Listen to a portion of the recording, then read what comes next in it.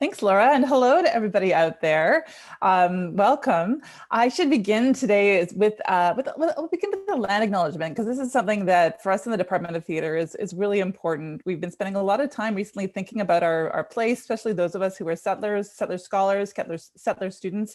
And also we have a number of Indigenous students in our program, and land acknowledgements are just one way of recognizing where we are and our place in the world. So many of you, I'm sure, are familiar with land acknowledgements. You may not be coming from, you may not be in Toronto. So the land acknowledgement I'll be sharing today is the land acknowledgement specific to York and its location in Toronto. But I encourage you to also take a moment to acknowledge where you are, the land that you are currently living on. So York University acknowledges the traditional territories of many Indigenous nations and acknowledges that the land has relationships with Indigenous peoples that far predate the establishment, the construction of York University. It is on the traditional territory of the Anishinaabe Nation, the Haudenosaunee Confederacy, the Wendat, as well as a number of Métis. And of course, this area is now home to many Indigenous peoples. And the current treaty holders are the Mississaugas of the Credit River. And this area of Toronto is subject of the Dish with One Spoon Wampum Belt Agreement, which is a covenant and agreement to peaceably share and care for the Great Lakes region. So with that, the conversations that have been happening with faculty and students in the Department of Theater are not just about, now that we've said this, great, we've acknowledged the land and let's move on, are some of the conversations this year around the very productions that are happening, whether they're remote planning or planning for some kind of combination of in-person and remote, are very specifically thinking about what does it mean to acknowledge land? What does it mean to be a settler or an Indigenous person living in Canada today? And one of our productions, Ubu, which is being directed by a Métis director, is very much taking up these kinds of questions around Canada's colonial history and decolonizing theater practices. So these are really, really vibrant, important, necessary conversations today. So I'm so delighted to have this chance to talk with you today. I'm going to share a little bit about who we are. I'm going to answer maybe some questions that you've been puzzling over yourselves. First, starting out with why should I study theater? This is a good question to be reflecting on. We'll talk a little bit about why studying theater at York. What do our first year students do? What kind of degree options are available to you? The quick answer is many. Thinking as well about other learning opportunities available at York University through the department, through the faculty of the Arts, School of the Arts, Media, Performance, and Design, and then also thinking about what this might prepare you to do in the so-called real world. I would argue that we're already all in the real world, even if we're interacting with one another through a screen. But what will a degree in theater prepare you to do post-university? And then finally, how do I apply? That's an important question as well. So moving on, the first question, why should I study theater? Well, here are some answers. Again, you probably have thought of some of them on your own already, but here are some reasons that I think a degree in theater is a really great thing. First, training in theater allows you to explore and express complex ideas and emotions through writing, physical expression, textual interpretation, and more. It's not just like an English program where you would have an opportunity to delve deep into texts and to write essays and explore ideas through written format. It takes that and it connects it to physical expression and oral communication and other forms of design interpretation. And that these ideas are not simple ideas, they're complicated, challenging ideas, and they have a strong emotional connection. So if those are things that appeal to you, if you're really interested in exploring complicated ideas through word and movement and voice and song, then theater is an ideal place to do that. Another reason it allows you to, if you're connected to the first, it allows you to enhance your communication skills, both oral and written. Theater is nothing if not a mode of communication. How do we tell stories? That's what theater does. It's about telling stories. It's about connecting with people. Sometimes it's about telling stories through words. Other times it's simply through physical action and so forth. But we do spend a great deal of time in our courses thinking about communicating ideas through conversation, through critique, and through written format as well, whether that's a structured research essay or a form of playwriting. Could also take forms of journals, acting journals, reflective journals, thinking about your place as an artist and developing statements that allow you to explain who you are and what you care about in this world. Another reason, collaboration. So we're all about collaboration in the Department of Theater. If you enjoy working with one another, this is a great place to be.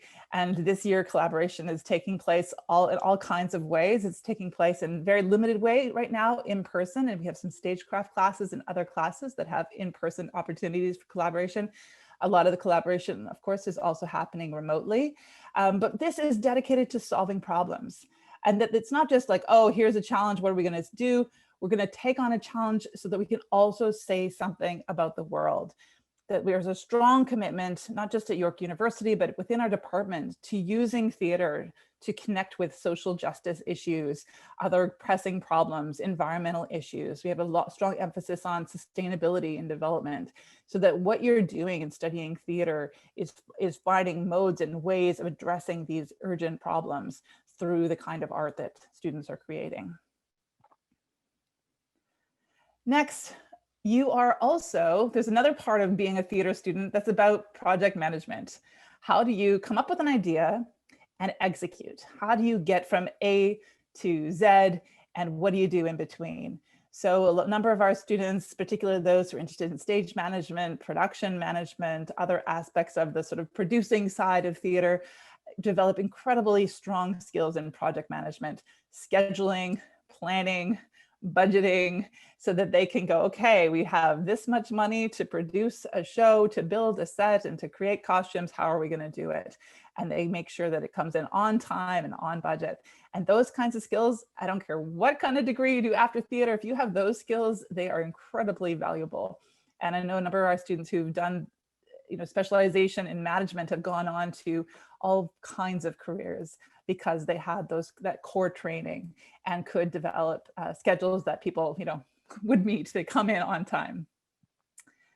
As well, working and training in theater allows you to see ideas go from an initial seed, an initial kind of kernel of thought, to fully realized productions. So you might, as a designer, think, oh, I'm really curious about, what happens if I put a character into this hat that looks a little bit like, I don't know, a banana? What will happen if you've been watching, I don't know, The Masked Singer or something? Can I execute that? How do I do that? What kind of wire is needed? What kind of material will work well? Will it reflect on stage? And so forth. And so you may have that idea. And then over the course of the training here at York, you'd have a chance to perhaps finally see what that would look like on stage. So it's not just about coming up with ideas, it's actually about realizing them. So that's something that training in theater allows you to do. All right, so those are some reasons. So there's obviously a lot more that we could say here. I do think that obviously today, studying theater, many theaters across the country are closed. Artists are not able to perform in person. However, I will say that theater right now, in various forms, is incredibly vibrant. So this is actually I think a really exciting moment to study theater, because look at the history of theater, there have been moments throughout the history of theater where artists have had to adapt their form quickly and to meet all kinds of new challenges, whether that's, think about Shakespeare's time and plague and artists needing to find new ways of producing theater, or if you're thinking about other times when theater has been outlawed and artists had to find, again, other loopholes, other ways of continuing to work and build and collaborate. And I think today there's incredibly vibrant art being created online in other forms, people writing texts and plays and performing for audiences in parking lots and from their garages and porches. And so I think this is an incredibly exciting moment to be studying theater, because the future is really going to be shaped by what we're looking at now. And that kind of experimentation, exploration is happening in our studios and virtual and otherwise this year. And I expect that will continue in the many years ahead. So this is, I think, a really exciting time to be studying theater. All right, so second question, why should I study theater at York? Well, there's lots of reasons. Again, take this with a grain of salt. I'm living in Toronto. I grew up in British Columbia. I never thought I would be a Toronto, lover, but I love it. I love Toronto. It's a gorgeous city. We have a beautiful fall day here. It's a fantastic place because of the diversity of the people, the kinds of culture that comes together in this city, the opportunities to learn languages and hear from one another. It's really a fantastic place to live. And it's a amazing city for theater and art more broadly. When theaters are open, we send our students out to see as much theater as possible. We have a whole sort of series where we send students to go see professional theater to get a sense of what people are doing and what the conversations are artistically. This year, we have what we're calling sort of a remote surprise, where we're bringing in artists through Zoom and other means to talk with our students to share their projects. So students are continuing to have opportunities to learn about the vibrant Toronto theater scene. So that's one reason. We also have incredible faculty, incredible award-winning faculty. They have strong ties to Canadian theater, to international theater, and so forth. And this is a really exciting way for students to connect with the research, the artistic work that faculty are doing. And then in some cases, students then go on and continue to collaborate with these artists. So some of the faculty I've put up in the slide today, it's on the far left is Ian Garrett, who is a designer, a scenographer, installation artist. He works a lot with eco-scenography, so thinking about environmentally sustainable work. He's also been doing some amazing digital performance with Indigenous dancers and artists, thinking about from all over Turtle Island and elsewhere, thinking about how can you bring communities together through digital means. In the middle, I have my colleague Erica Batdorf, who teaches in the acting area, and she also has been doing a lot of interesting hybrid performance pieces with digital elements, also with computational arts and elements. So she's doing really cutting edge work, working with some of our colleagues in AMPD and other areas as well. And then finally on the right is our new colleague, Jamie Robinson, who is an actor and a director. He's worked at the Stratford Festival here in Ontario and has directed a number of shows throughout Toronto. And he's just joining our faculty as an acting and directing teacher. And so he brings that, brand new knowledge from his professional experience, and our students are benefiting from that as well. Why else? Another reason is we actually have some incredible facilities. I don't know if you've had a chance to check out the videos that showcase the facilities in the School of the Arts, Media, Performance and Design, but they are fantastic. We have some dedicated theater spaces. They include studios, 2 theaters, and a number of other shops and spaces to create, build things and create art, create theater. Hopefully at some point you'll have a chance to come and see them if you decide that you'd like to come to York. And also, we're slowly increasing the number of students who will have access to these spaces even this year. As I mentioned, we do have students who are working in the scene shops. We'll be starting to build shows. We're figuring out which shows will be, maybe they're likely to be live streamed in some way. So we're still, figuring out a few things, but we have these amazing facilities that really equip students well for future, wherever that may be. There's also the opportunities throughout your time at York to collaborate and build connections with students from across the School of the Arts, Media, Performance and Design. And this, I think, is a really appealing opportunity for many students. They come in as theater students and then they meet friends, they make friends in other departments, and all of a sudden they've got digital media, hybrid film with playwriting happening, and they're producing something brand new. And they're going in and they are, working with installation artists and creating a performance art piece in one of the visual art and art history, studios. So these kinds of collaborations can happen because students are meeting one another and connecting across the area. And students also, of course, can take courses in these other departments. That's in fact required as part of your degree, is to take courses in other departments. And so there's a really exciting opportunity for interdisciplinary collaboration. And most of our students come in and they're like, well, I'm a dancer and I like acting and I sing, and I would like to be able to do as much of these things as possible. And there is increasingly structures and opportunities to do as much of that as possible and really tailor make your degrees path for your own interests.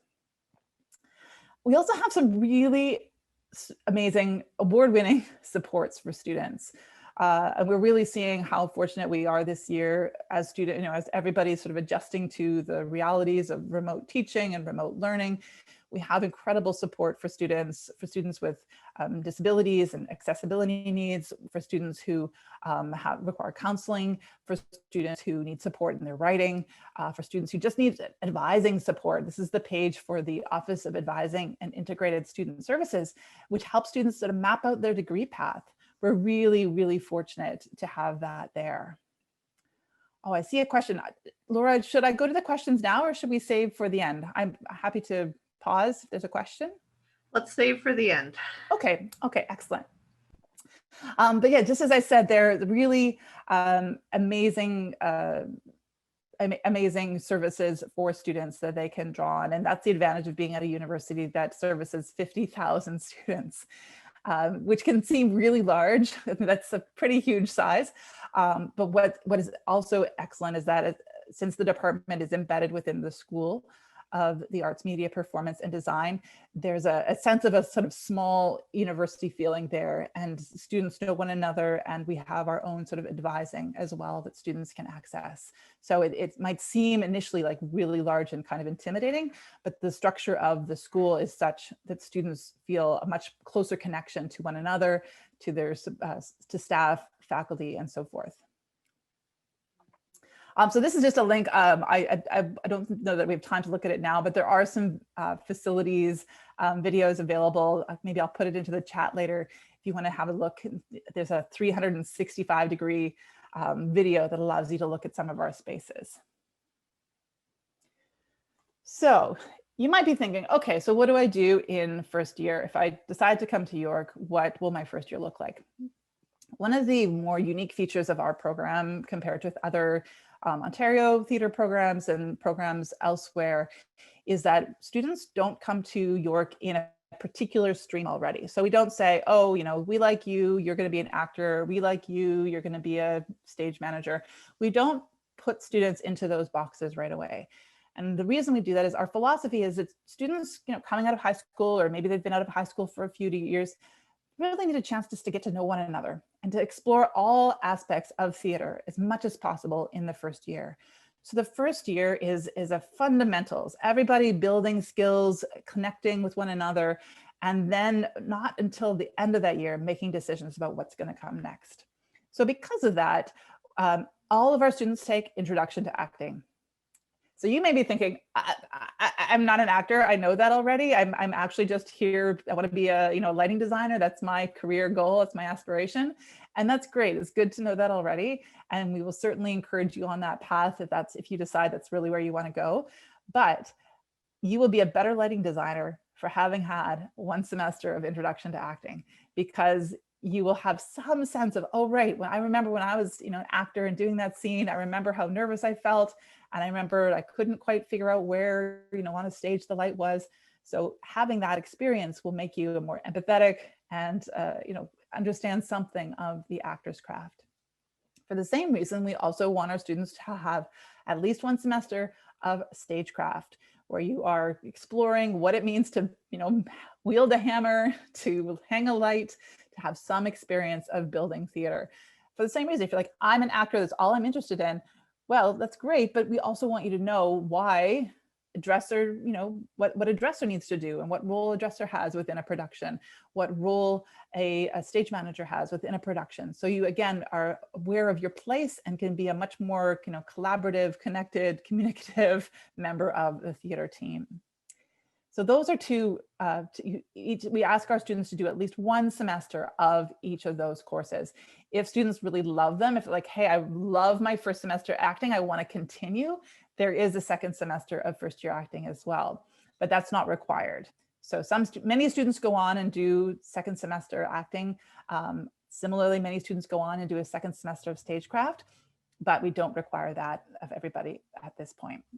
So just so you know, we also have a course called Introduction to Theater and Performance. It's kind of a theory and a history course, and it gives students a bit of an applied approach as well, an opportunity to think a little bit about, what is theater? What are the definitions of theater? What are some theories?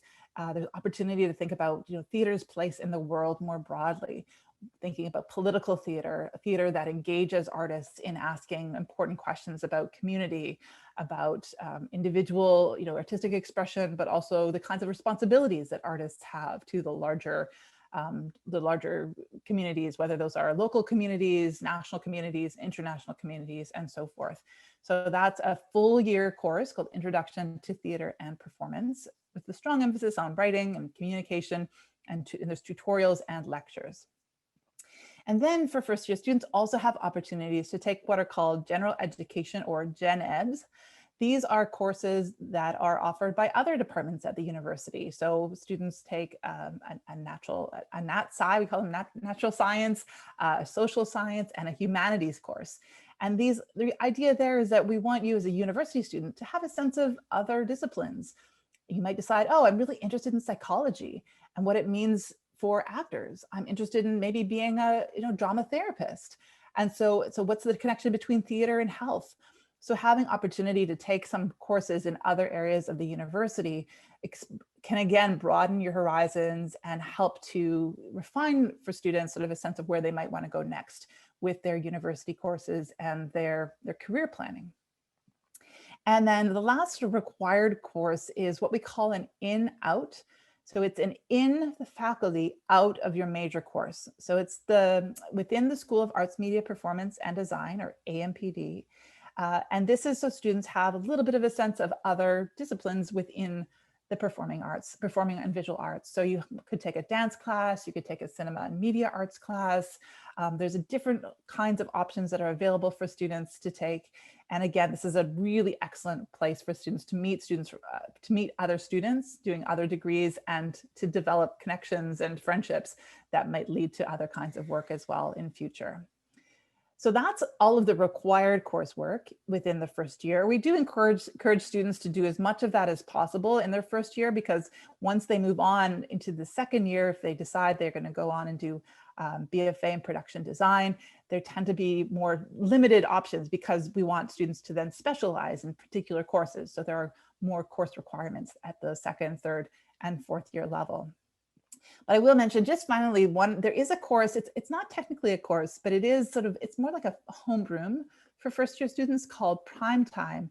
And Prime Time is a place where students can come together, and we have special guests come in not every week, but every other week usually, to speak to particular topics. So far this year, we've had guests from the Center for Human Rights come and speak to students about anti-racism and around various language around microaggressions, just so that students have a kind of common vocabulary that will inform the work that they're doing. We've also had upcoming visits from upper year students who are going to be sharing some of their experiences. So first year students get a sense of like, oh, that sounds like a cool course. I didn't even know what dramaturgy was all about. That sounds like something I'd like to do. So that's what Prime Time is. It's a non-credit course, kind of like a homeroom, that gives students a little bit more of a sense of community and some information about university life. All right, moving on. So I mentioned the importance of crew. So one of the questions you might be asking is, will I get a chance to perform? Will I get a chance to do something in my first year? And the short answer is yes, you will absolutely be involved in our season in some way. So we produce a lot of different shows over the course of the year. We have various student-run festivals. So we have one of the most popular student-run festival in that students from all years can have the opportunity to come together. It's called Playground. It's entirely student-run, and the students decide the theme, they curate the shows, and they produce them in February typically. And this is a wonderful opportunity for students from first year to fourth year and beyond to create new work. These are tend to be quite short little plays, but some of them continue and go on, and students have presented them at the Edinburgh Fringe Festival and so forth. So that's Playground. We also have a Devised Theatre Festival, and that features the work of fourth year Devised students who have spent 3 years really honing their skills in devising, creating work from scratch or from found material, and working together collaboratively in a company to develop a polished piece. So that's another festival that happens in March every year. Then we have a series of larger sort of main stage shows that students in acting and production design work together on. Typically, we have a fall show and a winter show. This year, we actually have 2 winter shows, which is really exciting. We have a new Canadian play, and we also have a play called Ubuwa, which is a late 19th century play. And so those are featuring, usually go on one of our larger stages. Then we have, sorry, I'm going to go on and on. We also have this and we have this. We have studio shows, which showcase the third-year actors who often have opportunities to work with outside directors or some of our graduate directing students. And we have what's called Scenes by Design, which is a showcase of the design students' work and production students' work that typically happens at the end of the year. It's one of my favorite events. It's an opportunity to really think about theater design in an art context because it's presented as an art installation. And so you have really exciting opportunities to see, you know, costume creations and props and so forth. So I think that is most of what we do. I'm probably missing, there are some from time to time, there are more dedicated sort of Shakespeare projects and other kinds of collaborative projects that come up. There's also, I'm completely forgetting the most important one because it's happening this Sunday, the Ashley Plays. So this is a showcase of playwriting and dramaturgy work. And when I say it's the most important, I mean, like they're all the most important, but this one is important because it's happening and you could actually come and check it out yourselves if you'd like. It's called the Ashley Plays at Home. And this is features the work of our playwriting and dramaturgy students. And they've written monodramas. So plays that the playwrights themselves will be presenting. In the past, we've had these as site-specific performances at York. This year, the site is the home of all of the playwrights. And so they'll be presenting these this week on YouTube. So I will try to get the link and I can put it into the chat later, or I can pass it on to Laura to send along to those who are here today. If you'd like to check that out, get a sense of some of the work that our playwriting students are doing. The playwriting students also have had another event in the winter called the Red White Project. This year, it's likely to be something a little bit different. All of this to say, I'm exhausted from just describing the season. All of this is to say that we do a lot. There's a lot of theater creating. Some of it's for students in the 3rd and 4th year, but there are opportunities for students in 1st year to get right involved in things like Playground, and of course, working on the shows, building the shows as members of the 1st year Stagecraft crew. So lots of great ways to become actively involved in the theater department. All right, I will continue on. I'm sort of just checking time. I think I can go through this. And Laura, let me know if I need to wrap it up. You're still good, no hook yet. Okay, great. Bring on the hook. So you may be wondering, okay, all right, so 1st year sounds kind of fun, but what can I leave here with? What are the degree options available to me?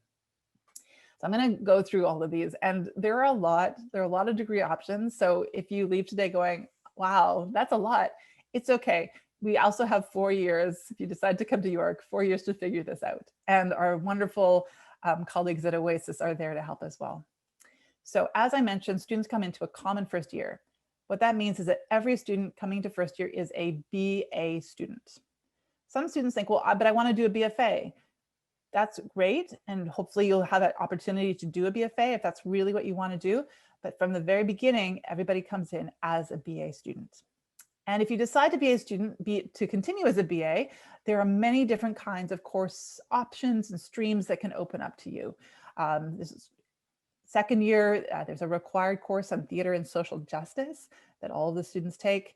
There are opportunities for students in the BA to do devised theater, playwriting, new play dramaturgy, directing, various seminars, and so forth. So lots of course options. Students can also take classes in design. Some of our BA students have even gone on to design shows. So there's no strict requirement even for students to do a degree path in production design. Why a BA might be useful is if students are thinking about going on to be a drama teacher. Sometimes students want to do, you know, both a concurrent ed with a theater degree. The BA is incredibly flexible and useful for that. Also, we have BA students who are thinking about graduate school. I think I'd like to be a professor, or I'd like to really pursue graduate studies in some way. The BA is another excellent degree for that. And another reason why students do the BA is they're interested in doing double majors. They are interested, like, I like psychology and I like theater. Can I do that with a BA? And the BA is a really flexible degree that often allows our students to do more than one thing at once. Oh, I'll come back to that in a minute. So I should also just mention that we do have what's called a BFA in performance creation. The main difference between the BA and the BFA is the amount of studio-based work that students do. So sometimes students in our devised theater area, they end up doing a lot of additional studio work as well. They take courses in voice and speech. They might take a scene study class. They realize like, wow, so much of my time is being spent in the studio. I would like that to be reflected in my degree. And so students have that option as well to do the BFA rather than the BA. For the most part, there could be students both, in one class, some are BA, some are BFA, they're working together. There's nothing really distinguishing one from the other. It's not about, this person's a better performer than this person. It's actually about what the students want out of their degree and then perhaps what is it going to allow them to do in the future. We also have a BFA degree in production design, and students apply for this at the end of their first year. And this is really for students who are excited about, designing or becoming a production manager, a stage manager, or so forth, looking really at the sort of the more technical or design aspects of theater. With students in this degree path, there's a required production practicum, which is for 3 years. And in that course, it's basically a gathering of all of the students where they're working on the shows and they're problem solving together and they're reporting back to one another on what's happening, just to make sure that things progress smoothly with the various shows that they're working on. There are also some required courses on the history of visual sources. That's particularly for design students to give them a sense of kind of the history of all kinds of architecture, visual art, sculpture, and so forth, so that they have a really strong grounding for later design work.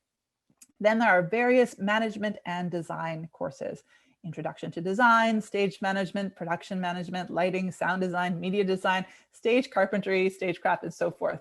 It really is too many to list all of the course offerings that are available within the BFA in production design, but suffice to say that students have many opportunities to get their hands on, to work really closely with the materials, and to have really excellent skills. Many of our BFA production design students go on and work not just in one area, but in several. They might be a production designer on one show and a lighting designer on another, because of the skills and the diversity of the skills that they've acquired during their time. And the final BFA that we have is our BFA in acting. This is a 3-year conservatory style acting program. What that means is that students focus, really rigorously. They have rigorous training focused on acting, voice, and movement. And so the students in those doing that BFA have relatively limited options for courses outside because of the strong emphasis on those 3 areas. And students then, at the end come up with the main stage productions. They have many opportunities to perform during their time here. And then many of them go on to various forms of acting careers and so forth. So those are our degree options. As I say, we'll spend some time, if you're first year students next year, we'll be spending more time explaining the different options. And so that by the end of your first year, hopefully you'll be like, okay, I'm going to apply to this area. You might in fact decide to apply to multiple degree paths. That is very possible as well. And in fact, some students end up with, they're like, well, I want to do playwriting and devised theater and design and acting. And then they have a really difficult time at the end of their first year to decide which path they're going to follow.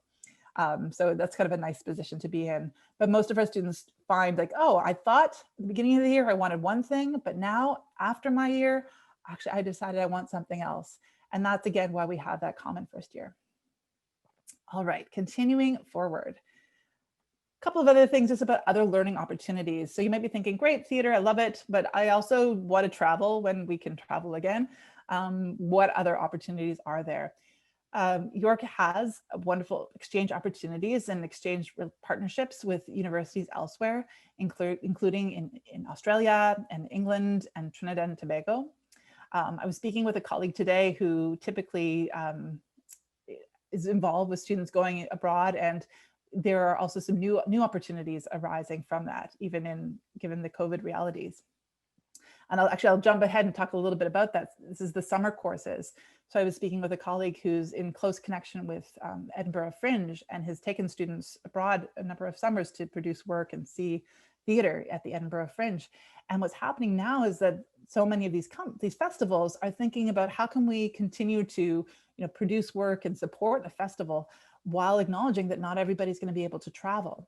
And in fact, maybe not everybody wants to travel, and there's perhaps some environmental benefits to folks not traveling as much. And so they're looking at what might it mean to have an international festival where people aren't traveling. And so there's some new exciting summer course opportunities that are in development that I expect to see some exciting new things come from there. Many of our students also work while they're studying. This is fairly common. You may already have a job that you have as you're going to high school, or maybe you've graduated high school and are in a job now. But students can continue to work while they study. The university regularly hires students as work studies. That means that you have a particular job within the department.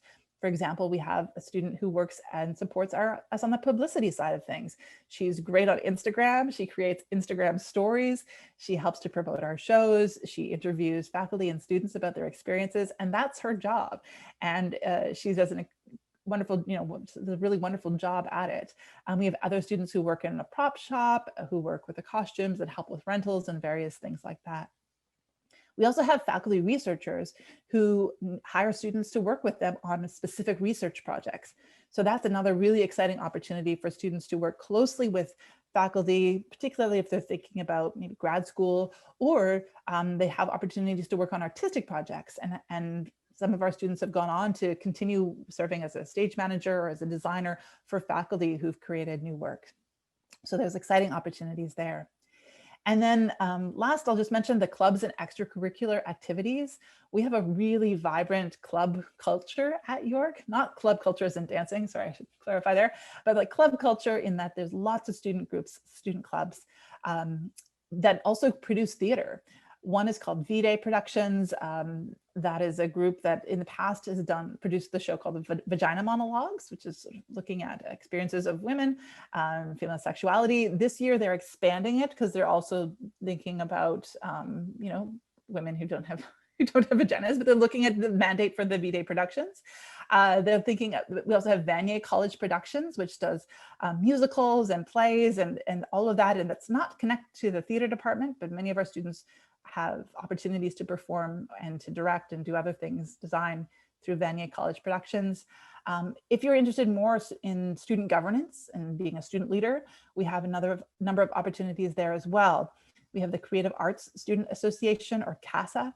We have TSA, which is the Theater Student Association. And then we have Winters College. And all AMPD students are kind of connected to Winters College. Some students actually live in the college residence, but it has its own governing body as well. And students can learn to, again, if they're really interested in student government, hone their skills and their leadership abilities through involvement in Winters College as well. And they do all kinds of events throughout the year. So lots of learning opportunities. In fact, sometimes our students are like, I'm so exhausted because I've been doing so much. So one of our challenges is encouraging students to, really perhaps limit some of the opportunities. But what is wonderful to see is just how much opportunity and how much community students find through these various means, whether it's department activities or activities connected to the university but aren't specific to any one department. All right, 2 last slides and then we'll wrap things up. How will this degree prepare me for the real world? Well, as I said, I think we are in the real world now, and the real world problems, which are significant. I think we can all acknowledge that we're dealing with significant problems right now, from the coronavirus, environmental collapse, and so forth. These are the problems that we're grappling with. So coming and studying theater will give you an opportunity to really deal with these issues. We've had incredibly important conversations this summer and continuing around the experiences of our Black, Indigenous, and people of color, BIPOC students, BIPOC staff and faculty, thinking about what are the systemic, how has systemic racism, in fact, informed what we teach, and how can we, as a department, working with our students, adjust that, change that to better reflect, the lived experiences of all of our students, particularly our BIPOC students. So these are the kinds of really critical, necessary conversations that we're engaging with. So that's where, again, to think about the real world, this is the real world. But after York, students have gone on to do all kinds of things. Here are some of our alumni. They include, folks from like Rachel McAdams, Wayne Mangasha, who's the artistic director at Soul Pepper Theatre here in Toronto, Naila Khalida May, who's an amazing scholar, artist in her own right. She teaches at the University of Waterloo, but she did her PhD here at York. And so people have gone on to do many, many other careers. What I always find interesting is that people go on to be, lawyers and broadcast journalists and bankers and work in museum staff, and they go on to take MBAs after studying, theater and doing stage management. That this kind of training really does equip students for so many different career paths. So, and I think careers that have yet to be even made. But what a degree in theater gives you is incredible communication, collaboration skills, and artistic innovation. And that, I think, is something really exciting to hone. And I think something that will equip you, no matter which path you follow, for great things in the years ahead. Last slide is, how do I apply? So hopefully by this point, if you're still here, if you're still listening, you hopefully are thinking, maybe I'll apply. Maybe I'll come and meet Marlis next year. This year, we are doing all of our applications online. So this is nice and easy. It's fairly straightforward. We're looking at actually hosting at least one, if not two, kind of workshops for students to kind of figure out, if you don't have a lot of experience of filming yourself. I find these days most teenagers do have some experience. They're like all over TikTok and everything else. But if this is something that's new for you, we're hopefully going to be having some workshops. We'll let you know soon. But what you can do for this. So what we'll ask you to introduce yourself. There's some very specific questions we ask you to answer, thinking about, theater. What do you think theater is about? That's just to give us a sense of who you are. And then when I've watched these videos in the past, I often can tell within the first couple of minutes that, whether somebody kind of is really keen onto theater. Sometimes I'm like, oh, I think that person really likes art, but maybe not so much theater. But maybe you're new to theater, and that's okay too. If like, well, I really don't know too much about theater. I did a play in high school and I really enjoyed the experience of, working backstage. So I'd love to learn more. That's excellent too. We're not looking for polished artists already. My goodness, we're looking for students who are interested, who are, keen to delve deep into thinking about theater. So what do you have to do? Well, there's lots of things. Most people do a monologue from a play. We ask you to do it from a published play, but just one. And it should be something that, you feel good about. It allows you to demonstrate who you are.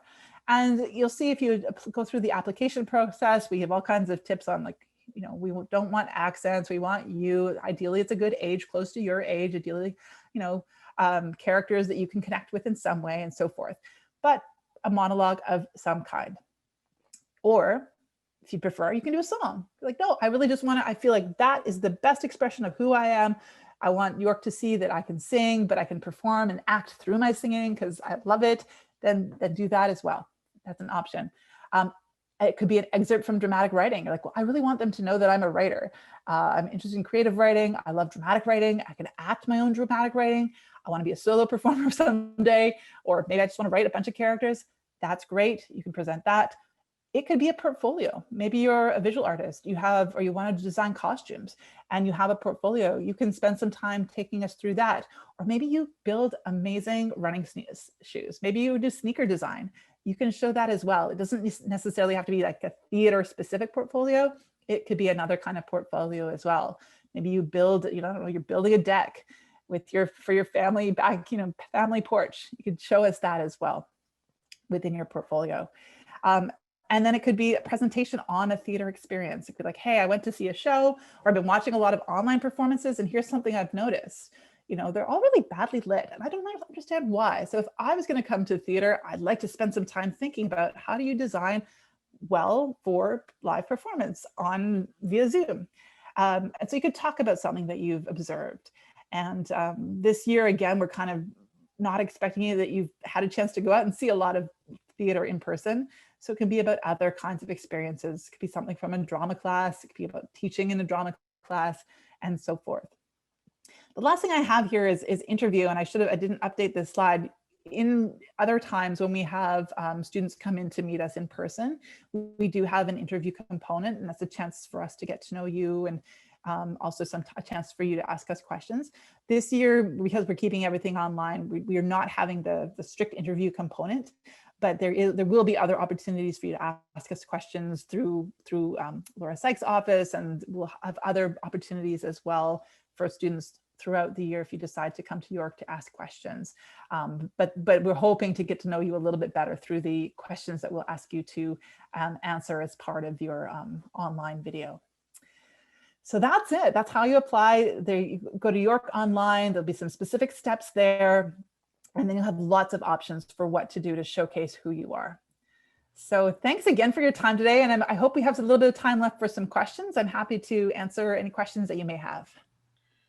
Thank you, Marlis. That was fantastic. I've added Carolina here, and hopefully she'll turn on her camera and her microphone. Carolina is a student who works with us, and she helps with all the people who are applying and things like that. So you may have already talked to her, or you may talk to her over the course of this year. She's also doing an Instagram Live tomorrow, a students only Instagram Live. So if you have questions that you want in the student perspective, you can talk to her. Carolina, do you want to just mention your year and your focus and everything? Yeah, for sure. Can you hear me? Yep. Okay, perfect. Hi, everybody. My name is Carolina. I go by she, her pronouns. I'm entering, well, I've already entered. Oh my goodness. My third year in the Devised theater stream. So I'm getting the BFA degree with that as well. And yeah, that's a little bit about me. Great, thank you. Okay, so we do have some questions coming in, and I got some questions via email before, so we'll start with the ones that are here. Do the teachers here teach in the film production BFA as well? I'm looking forward to study the BFA in filmmaking, and I wonder how much theater is being taught, because this is very critical to filmmaking. So that's sort of the opposite way if you're doing film and you want to know about theater. But Marlis, do you know anything about like... Well, what I can say is that, I mean, so if students are applying to the BFA in cinema media arts, they need to apply to that directly. That does have entry into first year, as far as I'm aware. However, if you're interested in taking courses in acting as well, if you're interested in, or maybe you want to be a director, but you want to understand something of acting, we do have a number of acting for non-majors courses. So students can take courses even if they're not in the theater department. There aren't as many theater courses specifically for non-majors, but there are some. So definitely the answer would be yes, you can take some courses. I believe the acting for non-majors course is the most popular course at York. Is that right? It is. We have a lot of sections of that course. Okay, this person wants to know about the introduction to acting class when you were talking about the first year.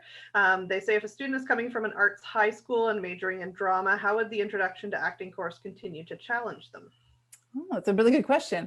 Well, I think it would really depend on what you bring. I think each of our teachers in the introduction to acting is able to kind of select scenes and lead students through exercises that are hopefully going to be challenging to them from where they're at. So they would be doing some preliminary assessment, understanding where students are in their learning, and then also working through them.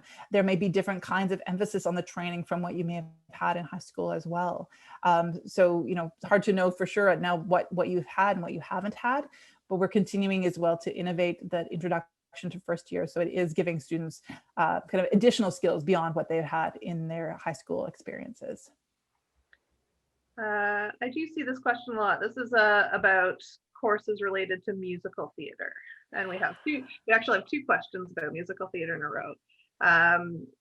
Are there any courses related to musical theater? And if we are interested in musical theater, could we do a BFA in acting and a minor in voice? So do you want to address the first one and I'll talk about majors and minors? Sure, yeah. So to answer your question, there is one course in musical theater that it's a history of musical theater course.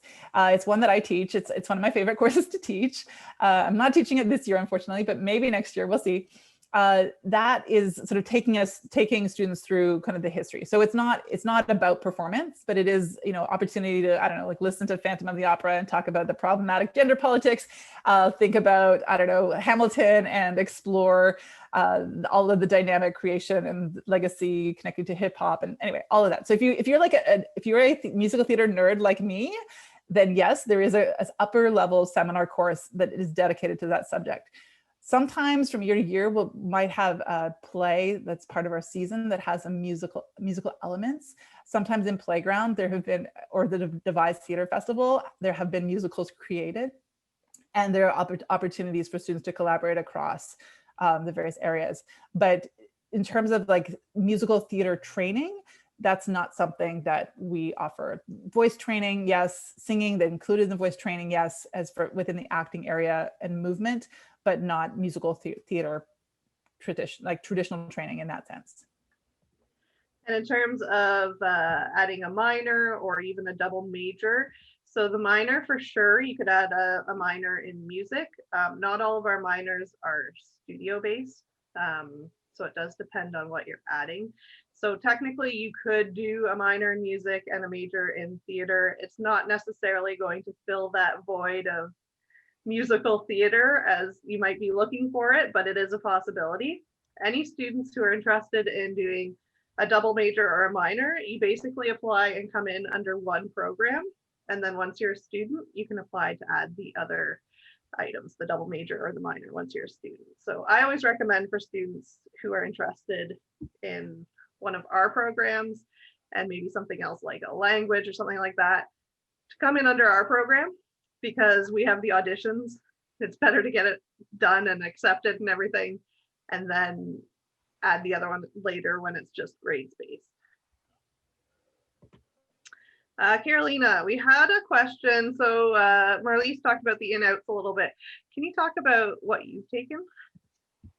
In terms of in and outs, Yeah. yeah, I've taken Film 1900, which is basically a film studies course. You kind of get an introduction to film a little bit and like the variety of aspects. And the professor, Jillian Healthfield, I believe that's her last name, kind of organized it in like a Toronto setting. So you really get to learn about Toronto cinema as well as like some historical aspects.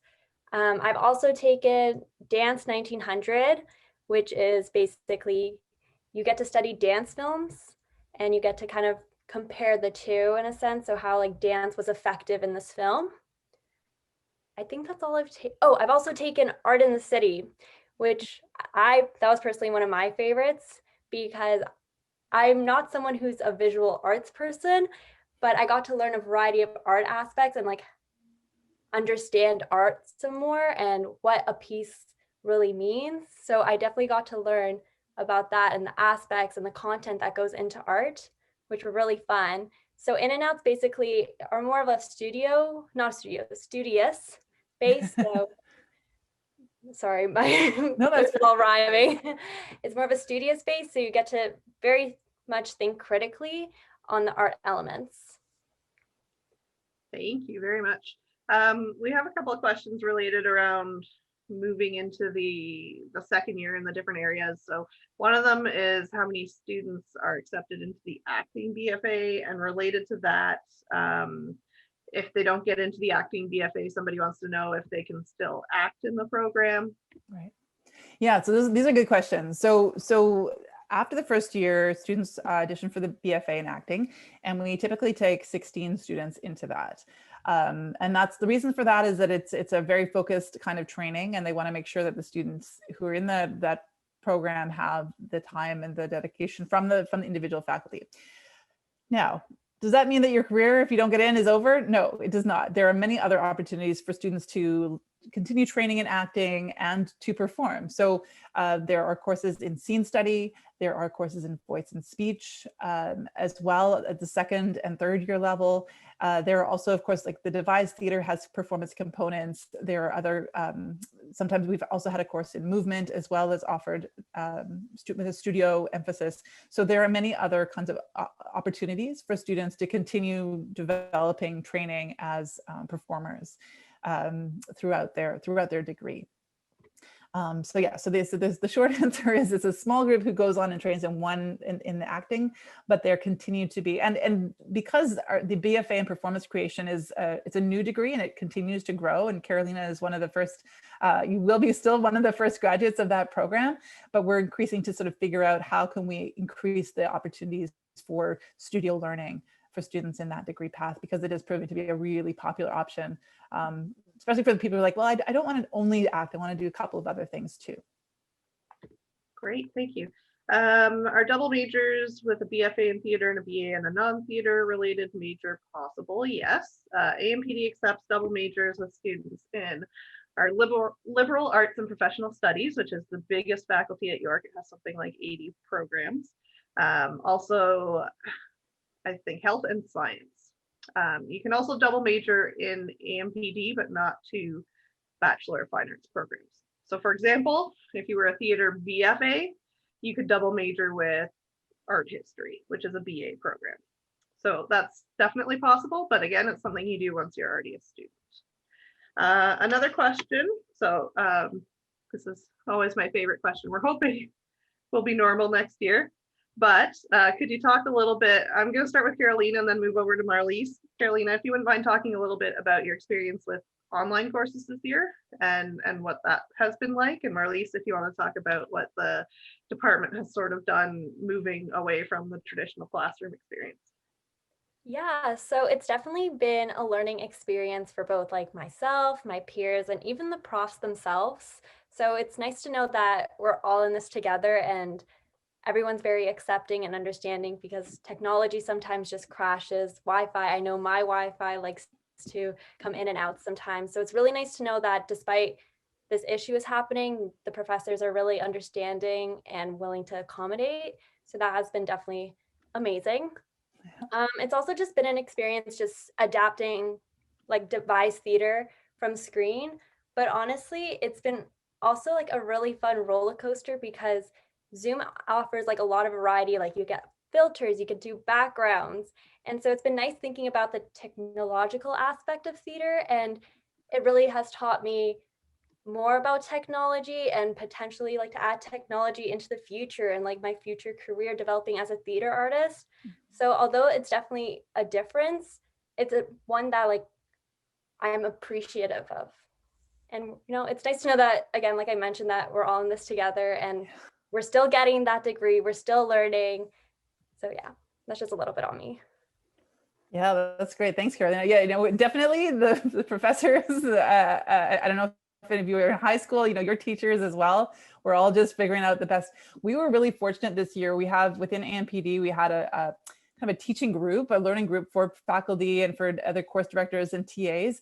It's called Remotely Interesting, where they gave us all kinds of support and training to figure out our courses so that we could offer students the most, I think, fairly, exciting and diverse kind of opportunities. For lecture courses, for example, we've really shifted away from what we did before, where we would have like 2-hour lectures in person and then the 1-hour tutorial. Now I teach a class to about 90 students, and I have a video that I post ahead of time for students to watch. And then we have 1 hour of in-person Zoom conversation that's very targeted. And then there's a tutorial. And I found that actually thanks to Zoom chat and the fact that students have done some of the work ahead of time, the conversations are really rich. So I would actually, to me, in some ways, I'd like, oh, this is something I'd like to probably continue in some form, even if things go back to being able to have, you know, more in-person gathering, that there's a kind of a richness to the learning that I hadn't anticipated. So that's exciting. For the studio courses, our colleagues are developing all kinds of new approaches to teaching studio. How do we, you know, do a movement class? One of my colleagues has a barn that an art studio barn that she's working from, and you know, adapting for that. Also figuring out what can we do in person. So it's a big year of adapting and collaborating and problem solving. But thankfully, we also have a lot of wonderful resources that our dean and the dean's office and folks like Laura are helping to provide. So I think that I know even from the students who did the acting for non-majors this summer, and that was a lot of, you know, brand new learning for the teachers, that they found it incredibly enriching, and particularly students who have, you know, who have to travel to the campus long distances, or who have various different, you know, learning needs. I've heard from many students who've said actually it's better for them because they can do certain classes at their own pace. It's not requiring the same kind of long in-person days that it was previously. So there's also, again, some unanticipated benefits for many of our students. That's great. So we are out of time, but this has been wonderful. Marlis, I'm going to ask if there's any way for these people to attend any of the shows that you talked about or the Ashley plays. I'll have Marlis send that to me and I'll send it out to everybody who registered along with the recording. Thank you so much for the presentation. And as I mentioned, tomorrow, Carolina will have her Instagram Live. It's at 4:30, right? Yes. Okay, so 4:30, and you can follow us on Instagram at York UAMPD, and she'll be answering questions as well. So if you had any questions that weren't answered today, you can follow her there. And I want to thank you all so much for coming.